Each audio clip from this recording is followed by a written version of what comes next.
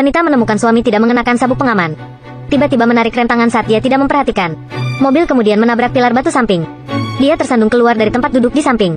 Mengabaikan teriakan minta tolong suaminya, dia menyulut tas desainer. Lalu dibuang ke dalam mobil. Sampai seluruh mobil dilalap api. Dia pergi sambil melolong dan menangis.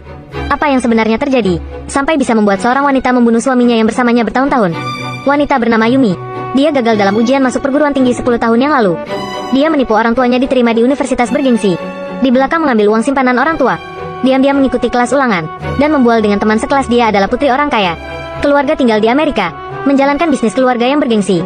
Melihat mata iri para siswa, Yumi merasa sangat terpuaskan. Tapi dia tidak menyadarinya. Mulai sejak itu hidupnya akan dihancurkan oleh kebohongan. Yumi awalnya mengira jika dia mengulang studinya, dia akan diterima di universitas. Namun, lagi-lagi gagal. Frustrasi, dia pergi mengunjungi Universitas Nasional Seoul. Tetapi secara tidak sengaja bertemu dengan seorang senior. Dia berbohong tentang dirinya adalah mahasiswa baru. Mengikuti kakak senior bergabung dengan klub sekolah. Dalam kegiatan masyarakat berkali-kali, Yumi secara bertahap menyempurnakan kemasan karakter. Dan disukai oleh seorang senior. Yumi secara fleksibel menggunakan teknik susah didapatkan. Akhirnya, senior tidak tahan dan mengaku lebih dulu. Setelah itu, setengah mendorong dan setengah bermain untuk berpura-pura malu. Menerima pengejaran senior. Namun, keduanya baru bersama selama beberapa hari. Senior mengatakan dia akan belajar di luar negeri. Dia berharap Yumi pergi bersamanya. Dan berjanji pada Yumi akan menikah segera setelah dia lulus. Kesempatan untuk menikah dengan keluarga kaya sudah dekat. Yumi tidak mau menyerah begitu saja. Tapi belajar di luar negeri membutuhkan banyak uang. Dia hanya bisa pulang dan bertanya kepada orang tuanya. Tapi wajah ayah berubah ketika mendengar kata-kata itu. Ayah, tolong bantu aku sekali. Aku benar-benar ingin melakukannya dengan baik. Hati orang tua yang malang. Ayah bekerja keras menghemat uang sekolah yang cukup untuk Yumi. Namun, saat Yumi hendak naik pesawat, ketika penuh dengan fantasi tentang masa depan yang cerah, senior tiba-tiba menerima telepon dari ibunya. Yumi itu palsu, semuanya palsu. Ayahmu bertanya pada asisten kelas dan membalikkan seluruh sekolah. Tidak ada siswa bernama Yumi sama sekali. Senior memandang Yumi dengan wajah penuh ketidakpercayaan. Yumi yang tidak tahu apa-apa tentang semua ini, tersenyum dan melambai menyapanya. Dia berjalan keluar dari bandara sendirian dengan barang bawaannya. Setelah itu, Yumi mulai menjalani kehidupan yang kacau balau. Tidak tahu bagaimana menjelaskannya kepada orang tua. Tapi suatu hari dia tiba-tiba menerima telepon dari ibunya. Ibu di ujung telepon menangis. Ternyata ayah telah meninggal karena sakit. Ayah selalu memiliki kanker, tapi demi memenuhi impian pergi ke luar negeri, diam-diam memberikan uang tabungannya sebagai biaya kuliah. Yumi setelah mendengar itu, rasanya seperti disambar petir. Ketika dia sampai di rumah, dia menangis dan jatuh ke lantai, menyalahkan diri sendiri dengan sangat dalam. Ayah terbunuh karena kesombongannya, dan dia bahkan tidak melihat ayah untuk terakhir kalinya. Maaf untuk semua ini. Ibu tulis satu-satunya yang tersisa dalam keluarga. Dia harus mengambil tanggung jawab keluarga. Jadi dia berubah.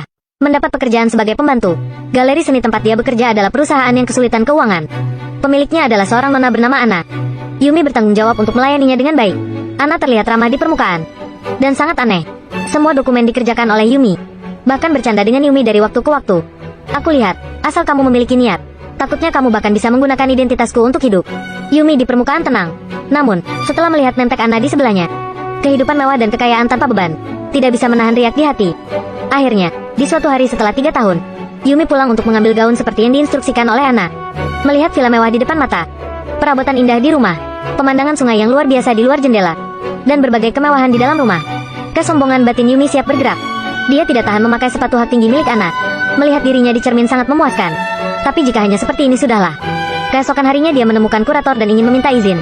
Hanya perlu pulang 1 hari untuk menjenguk ibu. Tapi dia dimarahi oleh kurator. Bahkan menghina mereka orang bawah. Karena tidak bekerja dengan baik. Itulah mengapa sangat tidak berguna. Air mata Yumi bergenang dalam mata. Awal mengira Anna bisa lebih pengertian. Tanpa diduga, dia juga mencibir pada dirinya. Saat ini, Yumi akhirnya mengerti. Orang kaya tetap orang kaya.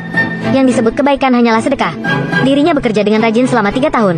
Masih tetap tidak bisa mendapatkan kembali rasa hormat. Orang kaya tidak pernah memperlakukan orang miskin sebagai manusia. Jadi dia mengambil keputusan. Benar-benar merebut nama Anna ini. Dan segala sesuatu di belakang. Karena pernah bekerja sebagai pembantu Anna selama 3 tahun. Jadi Yumi punya banyak informasi tentang Anna. Bahkan paspornya yang kedaluarsa. Jadi dia mengubah namanya menjadi Anna. Dan dengan identitas ini membuat resume palsu. Setelah itu, mengajak kakak senior dari stasiun TV. Berbohong dirinya baru saja kembali dari belajar di luar negeri. Karena tidak terbiasa, jadi belum menemukan pekerjaan. Kakak senior yang baik hati tidak ragu.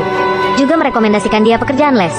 Malam itu, Yumi mulai memalsukan kualifikasi akademik. Dia menyalinnya satu persatu sesuai dengan informasi Anna. Terakhir, mengganti foto tersebut dengan fotonya sendiri. Berhasil mendapatkan pekerjaan glamor pertama. Sejak itu dia lepas kendali. Menyamar sebagai Anna dan memulai kehidupan palsunya. Dia menggunakan uang yang dia peroleh untuk membeli barang-barang mewah tiruan. Mencoba yang terbaik untuk masuk ke masyarakat tinggi. Bepergian ke berbagai lembaga pelatihan. Mempelajari banyak retorika profesional. Setelah itu, dipindahkan ke siswa secara utuh. Benar-benar membangun kepribadian migran yang kembali dari luar negeri. Dan kucing buta bertemu dengan tikus mati. Seorang siswa yang tidak pernah masuk ke Yale. Di bawah bimbingannya, dia berhasil masuk ke sekolah itu. Tapi Yumi tidak memiliki kegembiraan yang dia bayangkan. Siswa dengan guru palsu saja bisa masuk ke Yale. Dirinya malah gagal ujian masuk perguruan tinggi 2 kali.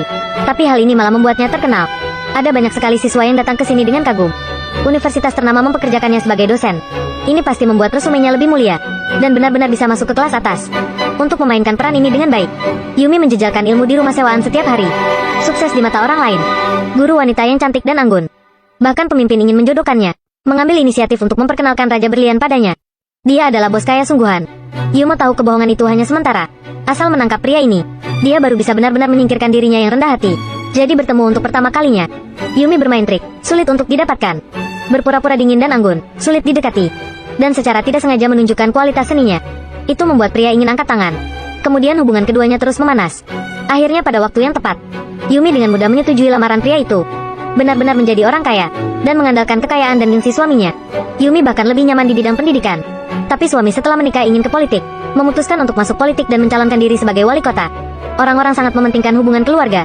Jadi Yumi harus mengikuti suaminya untuk berpidato di mana-mana. Tidak hanya untuk menjadi vas yang bagus, dan harus membentuk citra istri dan ibu yang baik. Dan hari ini di pertemuan amal, seorang gadis kecil bisu tuli muncul di latar belakang.